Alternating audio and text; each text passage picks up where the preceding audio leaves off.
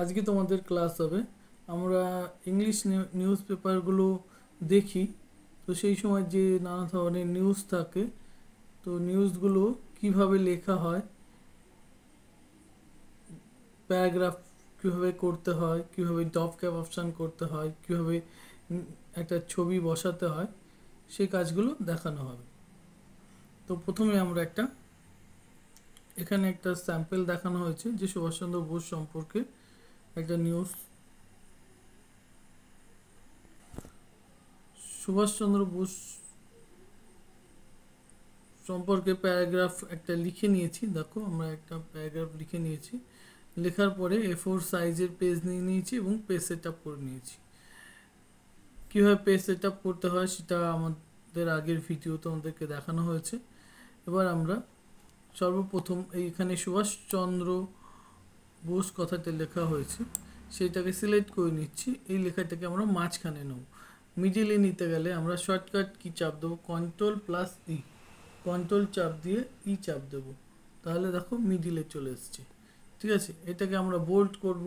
Bold করতে গেলে Ctrl+B চাপ দিতে হবে, অথবা তুমি এই যে হোম থেকে এখানে বোল্ডে ক্লিক করতে পারো। দেখো বোল্ড হয়ে গেছে। এবার ফন্ট স্টাইলটা যদি চেঞ্জ করতে চাও, তাহলে এখান থেকে ফন্ট অপশান থেকে চলে হোম থেকে ফন্ট, এখান থেকে যে ফন্ট স্টাইলটা তুমি নেবে সেই ফন্ট স্টাইলটাকে ক্লিক করো। এবার আন্ডারলাইন দিতে চাইলে এখান থেকে তুমি আন্ডারলাইন দিতে পারো।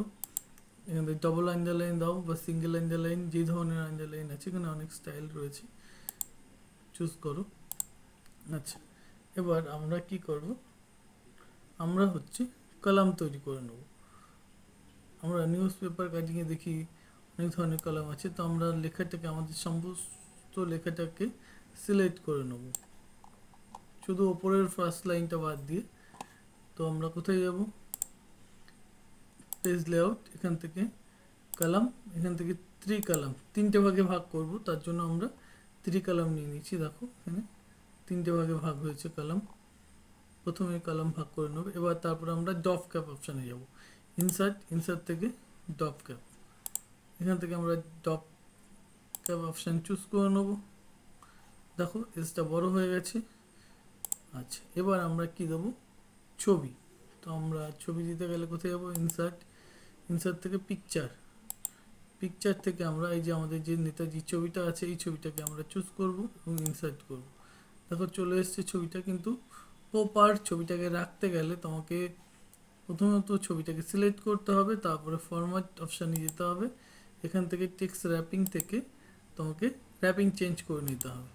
চেঞ্জ করলে পরে দেখো ছবিটাকে আমি সরাতে পারছি, বড় করে দিয়েছি।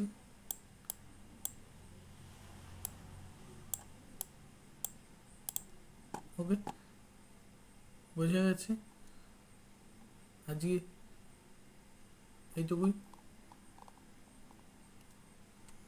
খুব কম সময়ের মধ্যে যতটা পেরেছি তোমাদেরকে বুঝিয়ে দিয়েছি।